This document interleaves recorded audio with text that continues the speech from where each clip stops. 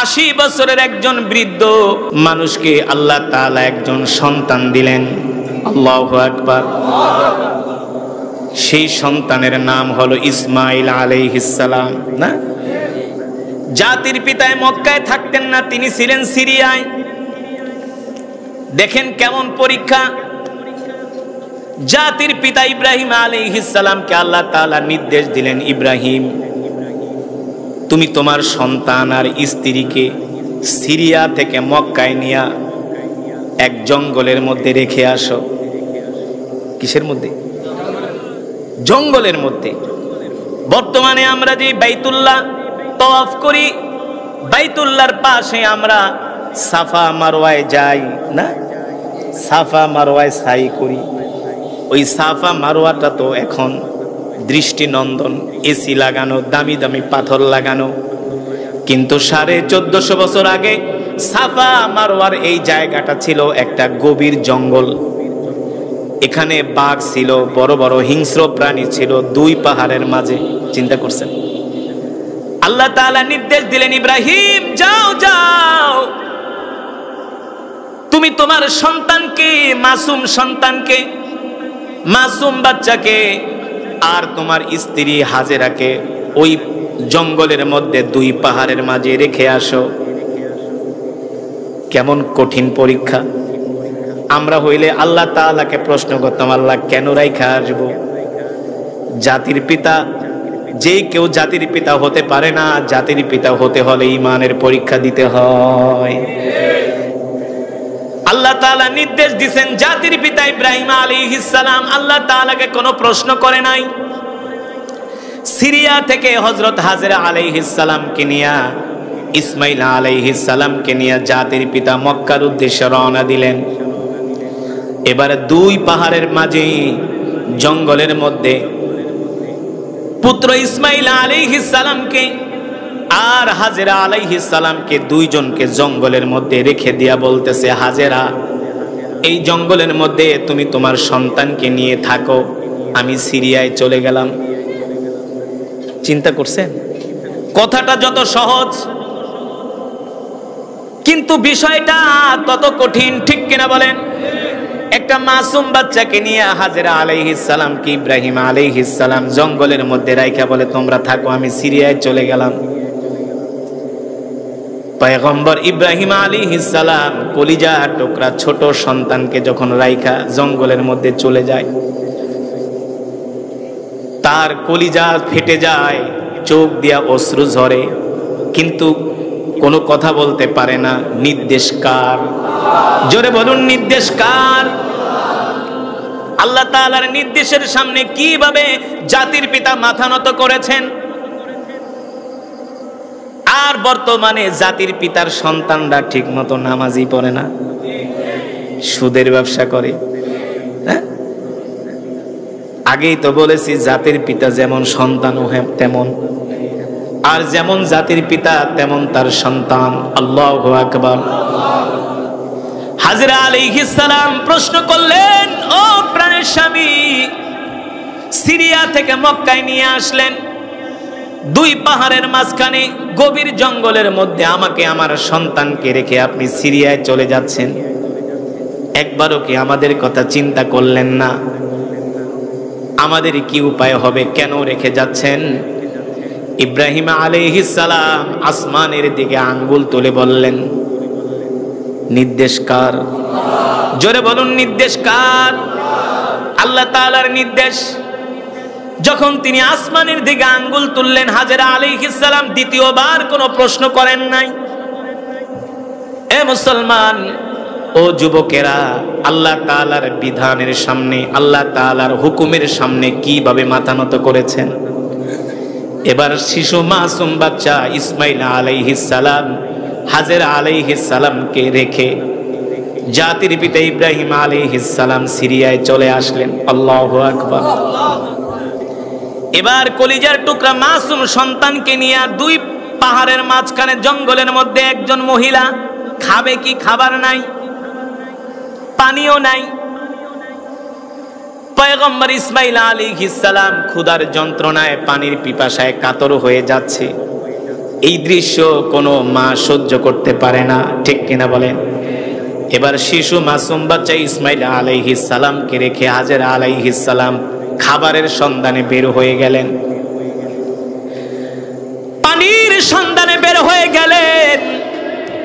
একবার হাজেরা আলাইহিস সালাম এই পাহাড়ে যায়, আর একবার ওই পাহাড়ে যায়, একবার এই পাহাড়ে যায়, আর একবার ওই পাহাড়ে যায়। হাজেরা আলাইহিস সালাম আসমানের দিকে তাকায় বলে, মালিক, কি ইমানের পরীক্ষায় আমাকে ফেললা? ও মালিক, কিভাবে আমি এই পরীক্ষায় পাশ করব? হাজেরা আলাইহিস সালাম পাগলের মতো দিক বিদিক ছুটতেছে সন্তানের খাবারের জন্য, পানির জন্য। এই যে পাগলের মতো হাজেরা আলাইহিস সালাম ছুটতেছে, এই দৃশ্য আসমানের মালিক, জমিনের মালিক দেখতেছে। আল্লাহু আকবার। আল্লাহ তাআলা ফেরেশতাদেরকে বলে, ফেরেশতারা দেখ দেখ, আমার বান্দি হাজেরাকে আমি পরীক্ষা করতেছি, কিভাবে পরীক্ষায় পাশ করতেছে। দ্বিতীয়বার স্বামীকে প্রশ্ন করে নাই, কেন রেখে গেলা, কিভাবে আমরা থাকবো, কিভাবে আমরা বাঁচবো, আমার হুকুমের সামনে কিভাবে আমার হাজেরা মাথা নত করেছে। আল্লাহু আকবার। হাজেরা আলাইহিস সালাম সন্তানকে রেখে যখন পানির জন্য ছুটাছুটি করে, এইদিকে ভয়, এই জঙ্গলের মধ্যে বড় বড় বাঘ আছে, হিংস্র প্রাণী আছে, নাকি আমার সন্তানকে খেয়ে ফেলে। একবার ওই পাহাড়ের কাছে যায়, আবার দৌড়ায় সন্তানের কাছে আসে। এইভাবে করতে করতে আল্লাহ তাআলা দেখতেছেন তার বান্দি তার সন্তুষ্টি অর্জন করার জন্য কত চেষ্টা করতেছে। দেখেন আল্লাহ তাআলার কি কুদরত, কি নিদর্শন।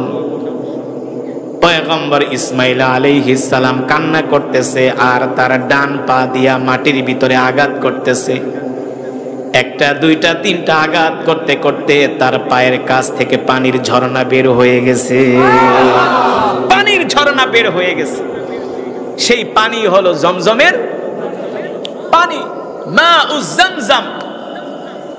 জমজমের পানি পৃথিবীর শ্রেষ্ঠ পানি, পৃথিবীর সুপ্রিয় পানি। জমজমের পানির মতো এত পিওর, এত খাঁটি, এত ভিটামিন যুক্ত পুষ্টিকর পানি পৃথিবীতে আর, পৃথিবীর যত দামি ব্র্যান্ডের পানি আপনি রাখেন, 1 মাস 2 মাস 1 বছর 2 বছর গেলে পানির ভিতরে একটা আবরণ পড়ে যায়, কালচে ভাব চলে আসে। আমি হজ থেকে একটা জমজমের পানির ছোট একটা বোতল আমি আমার বাসায় মেড সেলফে রেখে দিয়েছি। আজকে 3 বছর হয়ে গেছে, এখনো পর্যন্ত পানির কোনো রং পরিবর্তন। কিয়ামত পর্যন্ত হবে, এটা আল্লাহ তাআলার কুদরতের পানি। কিয়ামত পর্যন্ত পানি বের হবে। প্রতিদিন মিলিয়ন মিলিয়ন ট্রিলিয়ন ট্রিলিয়ন জমজমের পানি কূপ থেকে বের হচ্ছে। বিজ্ঞানীরা গবেষণা করে দেখেছেন, আজ পর্যন্ত তারা জমজমের কূপের কতটুক পর্যন্ত এটা গভীর, আজ পর্যন্ত তারা রিসার্চ করে বের করতে পারবে কিভাবে? কিভাবে পারবে? পারবে না। কারণ তাল গাছের 2.5 হাত জায়গা হলো পিছলা। কয় হাত? তাল গাছের 2.5 হাত জায়গা পিছলা। তো পৃথিবীর যতই বিজ্ঞানী বলেন, ওরা 2.5 হাতের বেশি যাইতে পারে না, যেতে পারে না। ওরা এত কিছু আবিষ্কার করে, এত কিছুর আবিষ্কারক, জন্মদাতা, আজ পর্যন্ত ওরা কি প্রথম আসমানের ধারে কাছে যেতে পারছে? কিয়ামত পর্যন্ত পারবে না। ক্ষমতা কার? জোরে বলুন, ক্ষমতা কার? আল্লাহ তাআলার কুদরতে পায়ের নিচ থেকে পানি বের হচ্ছেন, জমজমের পানি। আল্লাহু আকবার। আল্লাহর নবী বলেছেন, কেউ যদি জমজমের পানি আল্লাহ তাআলাকে খালিস নিয়তে, রব মেনে ইখলাসের সাথে নিয়ত করে যদি জমজমের পানি পান করে, আল্লাহ তাআলা তার সমস্ত রোগ দূর করে দেয়। জমজমের পানির ভিতরে এমন বরকত আছে, আপনি চাইলে শুধু জমজমের পানি আর খেজুর খায়া সারাদিন কাটাতে পারবেন। আপনার তৃষ্ণা লাগবে না, ক্ষুধার ভাব আসবে না, ক্লান্তি আসবে না। কারণ এই পানি দুনিয়ার কোনো সাধারণ পানি নয়, এই পানি হলো আল্লাহ তাআলার বরকতের পানি। ঠিক কিনা বলেন? পয়গম্বর ইসমাইল আলাইহিস সালামের পায়ের বরকত থেকে জমজমের কূপ, সেখান থেকে পানির ফোয়ারা বের হয়েছে। এই পানি কিয়ামত পর্যন্ত পান করলেও এই পানি শেষ হবে না। আল্লাহ তাআলা বলে, ইব্রাহিম, শুধু তোমার সন্তান ইসমাইলের বরকতে আমি জমজমের পানি দেই নাই। এ ইব্রাহিম, আমি তোমার সন্তান ইসমাইল আলাইহিস সালামের মাধ্যমে সারা পৃথিবীর মানুষদেরকে মেসেজ দিতে চাই, সারা পৃথিবীর মানুষদেরকে জানায় দিতে চাই আল্লাহ তাআলার গোলামি কিভাবে করতে হয়, কিভাবে করতে হয়। এবার একটা ফুটফুটে সুন্দর বালক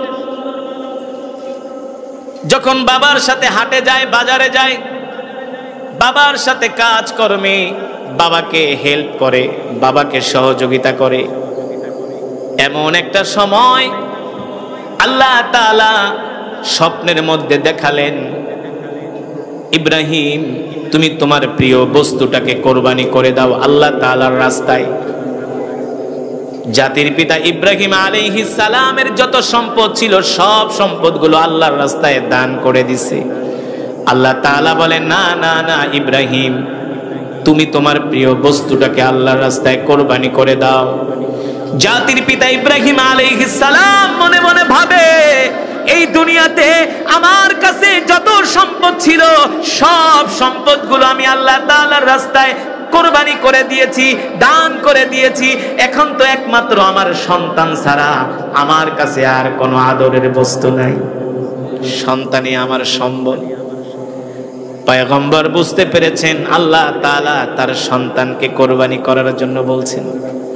যারা হজে গিয়েছেন, যেখানে পয়গম্বর ইসমাইল আলাইহিস সালামকে জবে করার জন্য নিয়ে গেছে একটা পাহাড়ের কাছে, যখন হাজী সাহেবরা মিনা থেকে যখন কঙ্কর মারার জন্য, শয়তানকে কঙ্কর মারার জন্য আসে, ওই জায়গাটা এখনো আছে, ছোট একটা মিনারের মতো। গভীর নির্জন জঙ্গল, গভীর নির্জন জঙ্গল, আশেপাশে কোনো ঘর নাই, বাড়ি নাই। বাইতুল্লাহ থেকে, মক্কা থেকে, কাবা থেকে 10 কিলোমিটার দূরে একটা গভীর জঙ্গলে সন্তানকে নিয়ে আসছে বাবা। কত বড় ইমানের পরীক্ষা। এবার সন্তানকে নিয়ে এসে বাবা বলতেছে, সন্তান,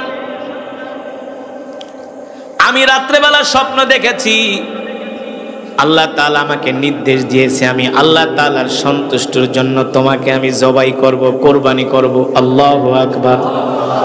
ফাবাশশারনাহু বিগুলামিন হালিম ফালাম্মা বালাগা মাআহুস সায়া ক্বালা ইয়া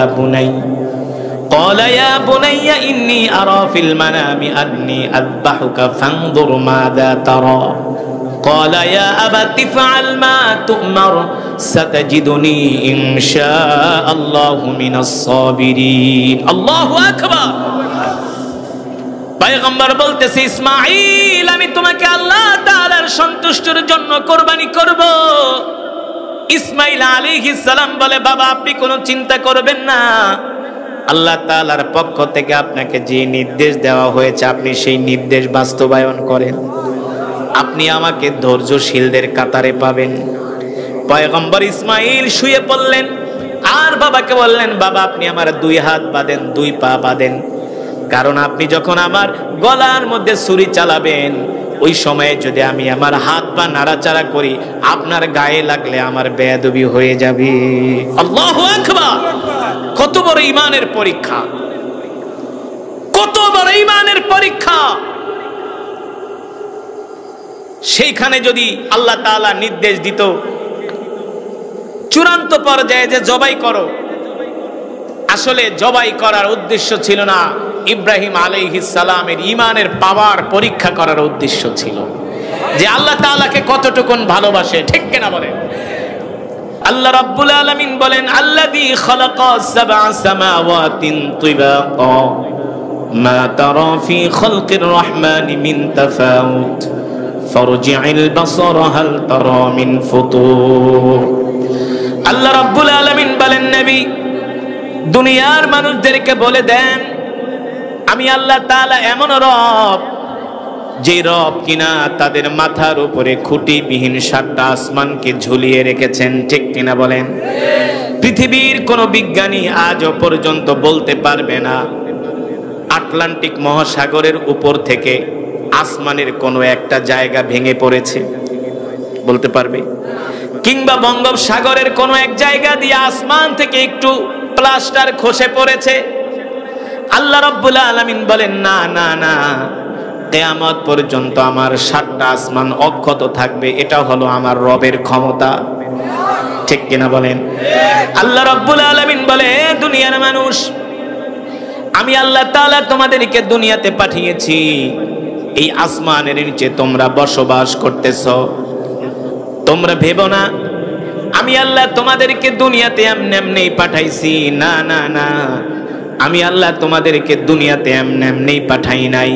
আমি আল্লাহ তোমাদেরকে দুনিয়াতে পাঠানোর পিছনে আমার উদ্দেশ্য রয়েছে। আল্লাহ রাব্বুল আলামিন বলেন, কি উদ্দেশ্য? আমি আল্লাহ তোমাদেরকে দুনিয়াতে পাঠিয়েছি আমার গোলামি করার জন্য। ঠিক কিনা বলেন? কার গোলামি? আল্লাহ তাআলা বলেন, আমার গোলামি করার জন্য আমি তোমাদেরকে দুনিয়াতে পাঠিয়েছি।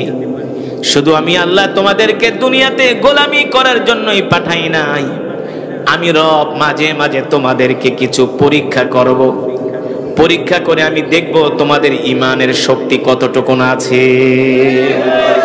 আল্লাহ তাআলা বলেন, সেই ঈমানের পরীক্ষাগুলো হবে, وَلَنَبْلُوَنَّكُمْ بِشَيْءٍ مِّنَ الْخَوْفِ وَالْجُوعِ وَنَقْصٍ مِّنَ الْأَمْوَالِ وَالْأَنفُسِ وَالثَّمَرَاتِ وَبَشِّرِ الصَّابِرِينَ الَّذِينَ إِذَا أَصَابَتْهُمْ مُصِيبَةٌ قَالُوا إِنَّا لِلَّهِ وَإِنَّا إِلَيْهِ راجعون। আল্লাহু আকবার।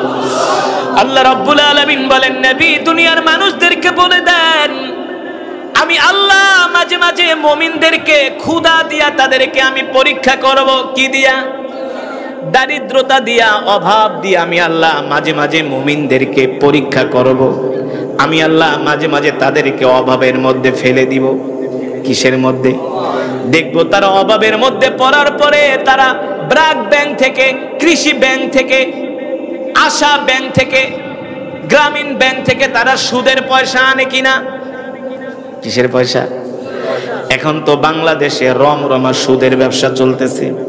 ঠিক কিনা বলেন? প্রতিটা ঘরে ঘরে সুদ, প্রতিটা ঘরে ঘরে সুদ, প্রতিটা ঘরে ঘরে সুদের কারবারি। একটু অভাবে পড়ে গেলে, বিপদে পড়ে গেলে কয় তাড়াতাড়ি সুদ নিয়ে আসো, সুদে টাকা নিয়ে আসো। আপনাদের এলাকায় আছে কি আছে না? সুদখোর আছে? হ্যাঁ, সুদখোর। নাউজুবিল্লাহ বলেন। সুদের সবচেয়ে ছোট গুনাহ হচ্ছে নিজের মায়ের সাথে বাইতুল্লাহর সামনে জিনা করা। বলেন নাউজুবিল্লাহ। সুদখোরের কোনো ইবাদত আল্লাহর দরবারে কবুল হবে না। সুদখোর যতই নামাজ পড়ুক না কেন, তার নামাজ কবুল হবে না। সুদখোর যতই মসজিদ বানাক না কেন, মসজিদ বানায় কোনো লাভ নাই। সুদের টাকা দিয়া হজ করলে তার হজ কবুল হবে না। সুদের টাকা দিয়া কোরবানি দিলেও তার কোরবানি কবুল হবে না। ঠিক কিনা বলেন?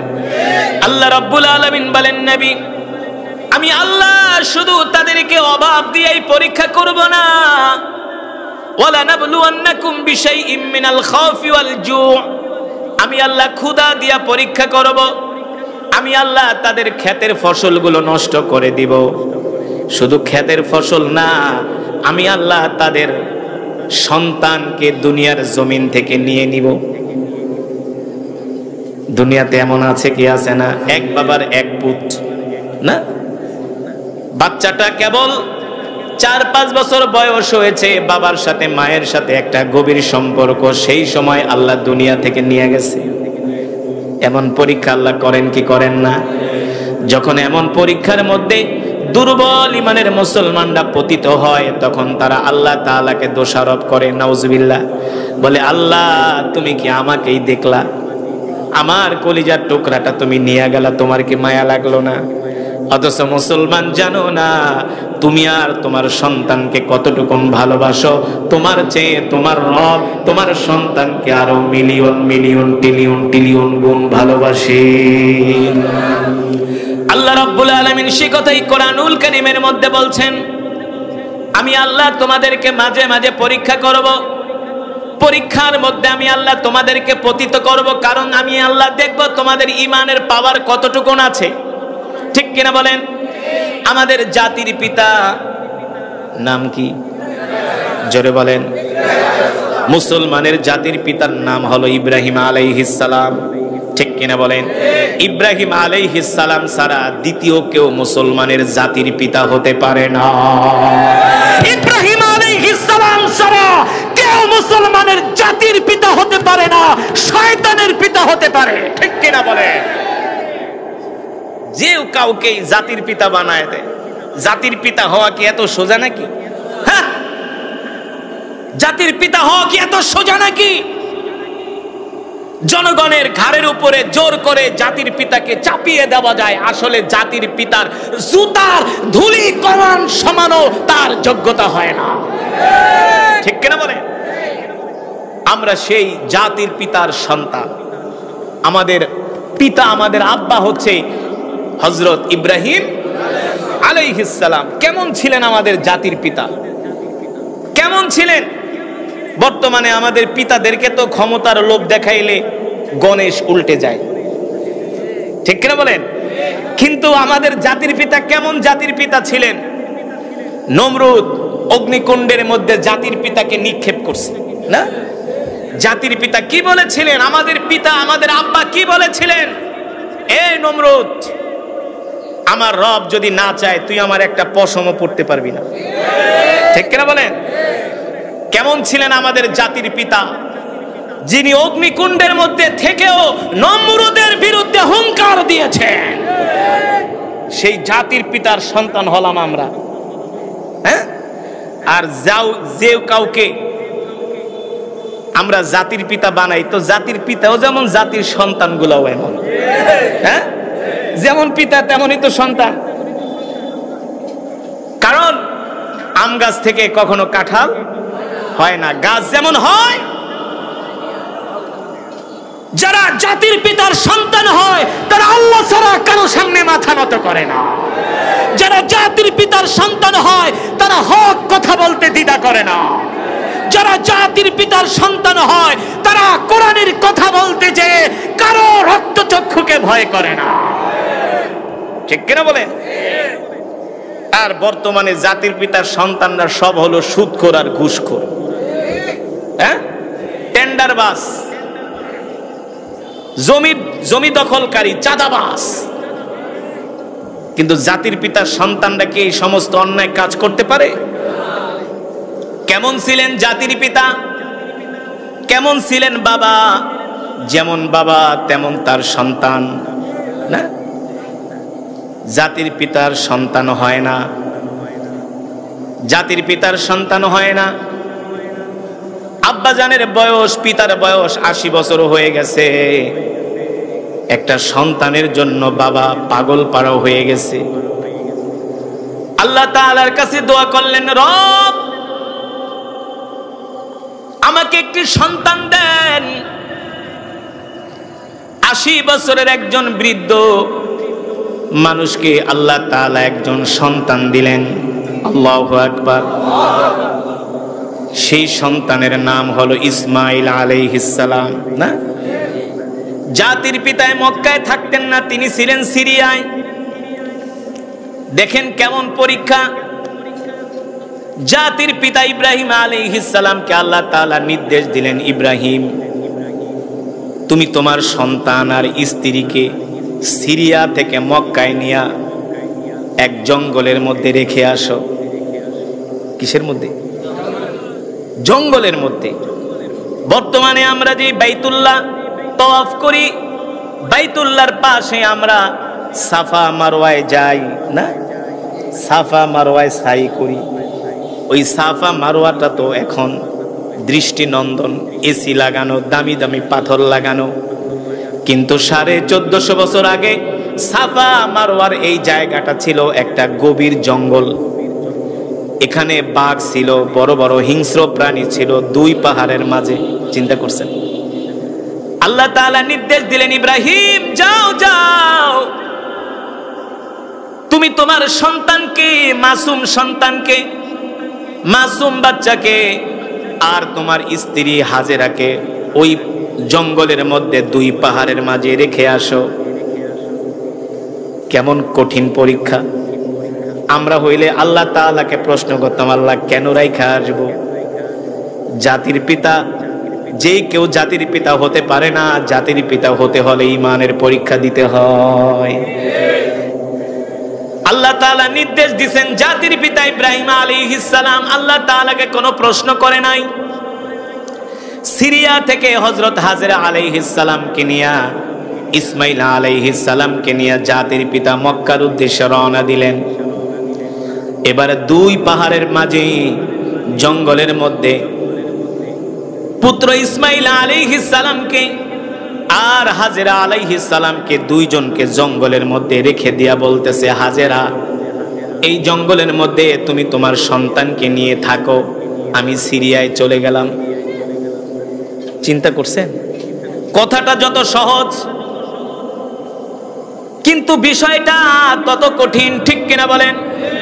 একটা মাসুম বাচ্চাকে নিয়ে হাজেরা আলাইহিস সালাম কি ইব্রাহিম আলাইহিস সালাম জঙ্গলের মধ্যে রাইখা বলে, তোমরা থাকো, আমি সিরিয়ায় চলে গেলাম।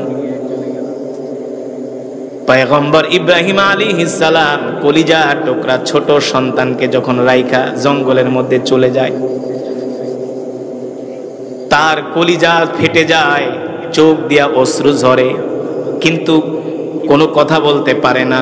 নির্দেশ কার? জোরে বলুন, নির্দেশ কার? আল্লাহ তাআলার নির্দেশের সামনে কিভাবে জাতির পিতা মাথা নত করেছেন। আর বর্তমানে জাতির পিতার সন্তানরা ঠিক মতো নামাজই পড়ে না, সুদের ব্যবসা করে। আগেই তো বলেছি, জাতির পিতা যেমন সন্তানও তেমন, আর যেমন জাতির পিতা তেমন তার সন্তান। আল্লাহু আকবার। হাজেরা আলাইহিস সালাম প্রশ্ন করলেন, ও প্রাণের স্বামী, সিরিয়া থেকে মক্কায় নিয়ে আসলেন, 2 পাহাড়ের মাঝখানে গভীর জঙ্গলের মধ্যে আমাকে আমার সন্তানকে রেখে আপনি সিরিয়ায় চলে যাচ্ছেন। একবারও কি আমাদের কথা চিন্তা করলেন না? আমাদের কি উপায় হবে? কেন রেখে যাচ্ছেন? ইব্রাহিম আলাইহিস সালাম আসমানের দিকে আঙ্গুল তুলে বললেন, নির্দেশ কার? জোরে বলুন, নির্দেশ কার? আল্লাহ তাআলার নির্দেশ। যখন তিনি আসমানের দিকে আঙ্গুল তুললেন, হাজেরা আলাইহিস সালাম দ্বিতীয়বার কোনো প্রশ্ন করেন নাই। এ মুসলমান, ও যুবকেরা, আল্লাহ তাআলার বিধানের সামনে, আল্লাহ তাআলার হুকুমের সামনে কিভাবে মাথা নত করেছেন। আজকে আমরা সেই পয়গম্বর, জাতির পিতার সন্তান, আজকে আমরা ঠিক মতো নামাজ পড়ি না, আল্লাহর কোরআন পড়ি না, আল্লাহর দিন মানি না। না, আল্লাহর দিন মানি না। মসজিদে মুসল্লি খুঁজে পাওয়া যায় না, কোরআন তেলাওয়াত করার জন্য মুসলমান খুঁজে পাওয়া যায় না। অথচ আল্লাহ তাআলা বলছেন, ওয়াদাল্লাহুল্লাযীনা আমানু মিনকুম ওয়া আমিলুস সালিহাত, আমি আল্লাহ তোমাদেরকে যেই কোরআন দিয়েছি, এই কোরআন অনুযায়ী যদি তোমাদের জীবনকে পরিচালনা করো, তোমাদের রাষ্ট্রকে পরিচালনা করো, তোমাদের সমাজকে পরিচালনা করো, আমি আল্লাহ আসমান থেকে জমিন থেকে তোমাদের জন্য বরকত বের করে দিব। কিন্তু আমরা কোরআন অনুযায়ী চলবো তো দূরের কথা, বর্তমানে আমরা কোরআনের বিরুদ্ধে অবস্থান নিয়েছি। এর মধ্যে আল্লাহ তাআলা বলছেন, আল্লাযী খালাকা সাবআ সামাওয়াতিন তিবাকা মা তারা ফি খালকির রহমান মিন তাফাউত ফারজি'ল বাসারা হাল তারা মিন ফুতুর। নবী, আপনি দুনিয়ার মুনাফিকদেরকে বলেন, নাফরমানদেরকে বলে দেন, তারা কিভাবে আমার একাত্মবাদকে অস্বীকার করে, আমি রব এটা কিভাবে তারা অস্বীকার করে। আমি আল্লাহ তাদের মাথার উপরে 1টা 2টা 3টা 4টা 5টা 6টা নয়, আমি আল্লাহ 7টা আসমান বানাইছি, তাও খুঁটিবিহীন। কি বিহীন? কোনো খুঁটি আছে? খুঁটি নাই। একবার আমি মিশর থেকে বাংলাদেশে আসছিলাম, দুবাই থেকে এমিরেটস এয়ারলাইন্সে উঠলাম। ওঠার পরে দেখি বিমানের অনেকগুলো সিট খালি। তো চিন্তা করলাম, যেহেতু 3-4টা সিট খালি আছে, বসে থেকে লাভ কি, তার চেয়ে লম্বা হয়ে শুয়ে পড়ি। তো বিমানের সিটে লম্বা হয়ে শুয়ে পড়লাম, এক ঘুম দিলাম। এক ঘুম দেওয়ার পরে আমার কাছে মনে হলো বিমানটা বরিশালের লঞ্চের মতো স্মুথলি চলতেছে, কোনো ঝাঁকি নাই, কোনো আওয়াজ নাই। লঞ্চ যেভাবে চলে শান্ত নদীর মধ্যে, ঠিক এভাবে বিমানটা চলতেছে।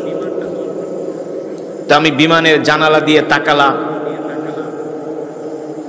সূর্যের আলো দেখতে পেলাম।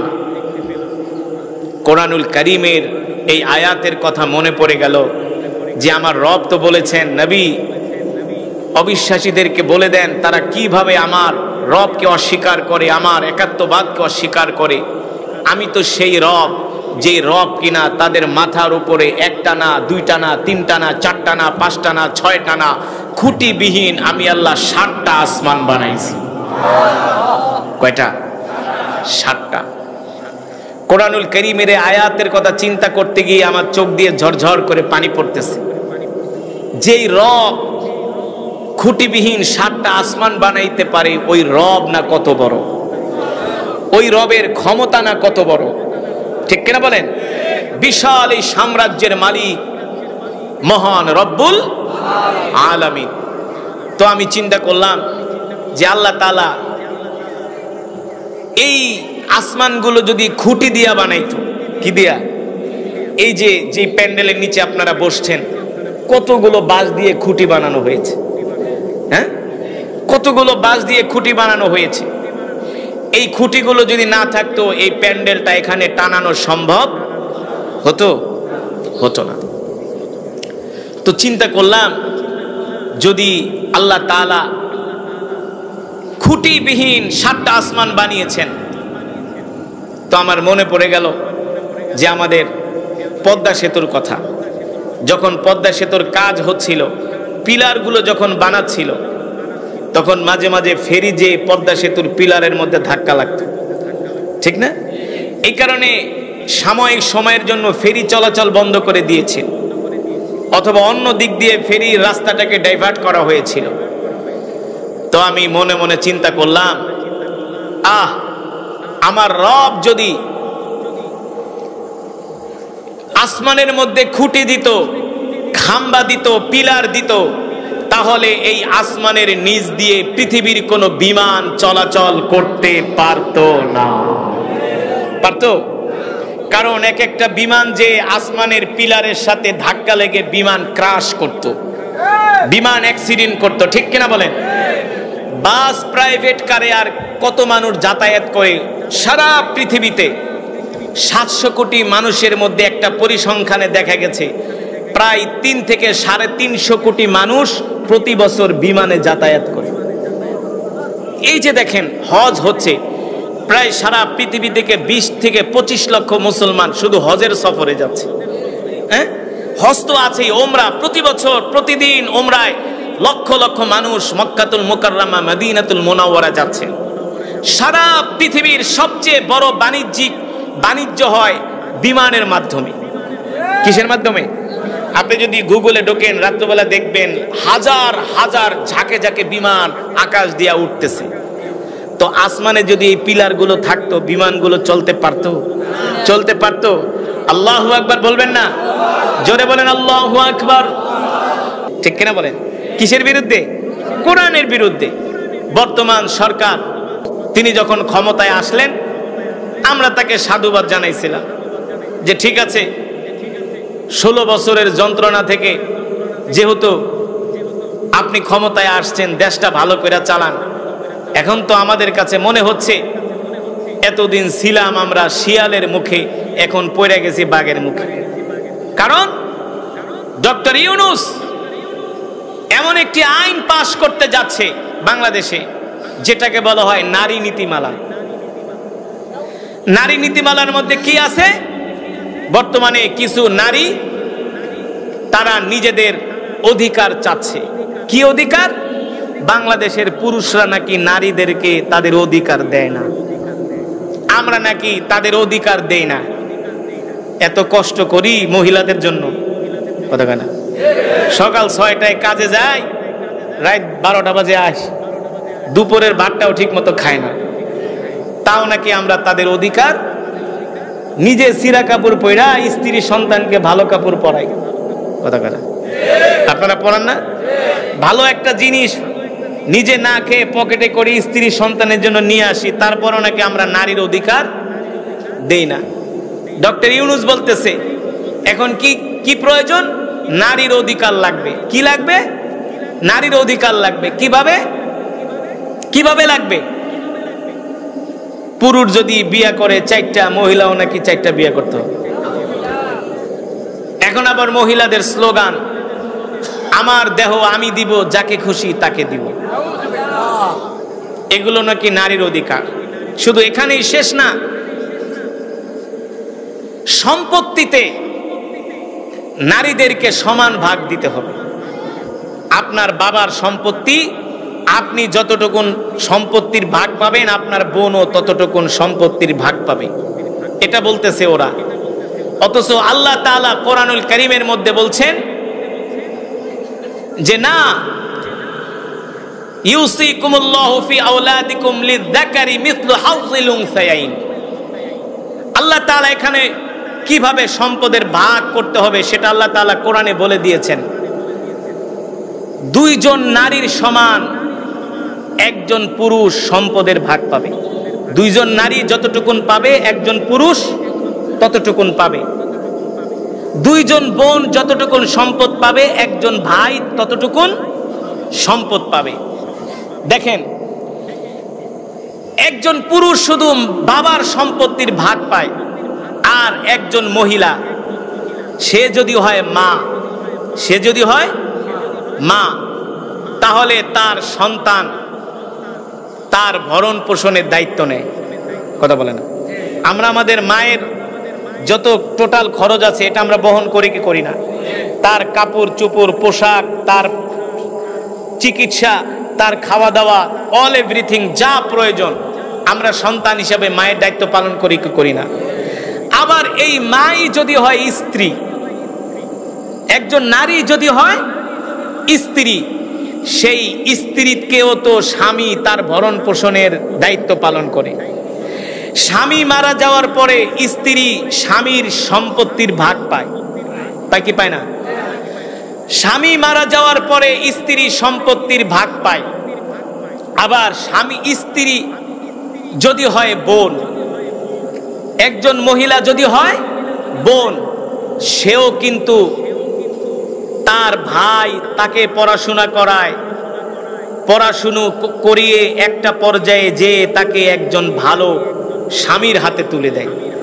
অর্থাৎ বোন হলেও ভাইয়ের থেকে তার ভরণ পোষণ পাচ্ছে, মা হলে সন্তানের থেকে তার ভরণ পোষণ পাচ্ছে, স্ত্রী হলেও তার স্বামীর থেকে, তার মানে সে 3 দিক থেকে পাইতেছে।